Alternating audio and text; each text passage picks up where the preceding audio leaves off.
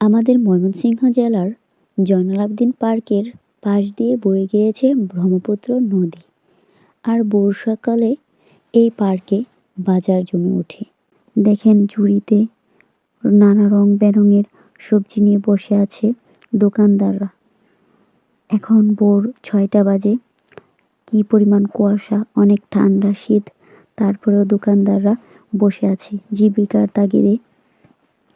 এই যে এখনো অনেক দোকানপাট খোলা হয় নাই। আস্তে আস্তে তারা দোকানপাট নিয়ে বসতেছে আর মানুষও আস্তে আস্তে ভিড় জমাচ্ছে। এই বাজারে সবকিছুই পাওয়া যায়।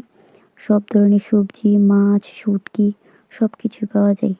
জয়নুল আবেদীন পার্কে প্রত্যেক দিনই সকালবেলা এই বাজার বসে। বাজারের এই সবজির দোকানগুলো দেখে আমার কাছে খুবই ভালো লাগলো। তো আপনারা কারা কারা ভোরবেলা এই বাজারে আসছেন অবশ্যই কমেন্ট বক্সে জানাবেন। ধন্যবাদ ভিডিওটি দেখার জন্য। আল্লাহ হাফেজ। আসসালামু আলাইকুম।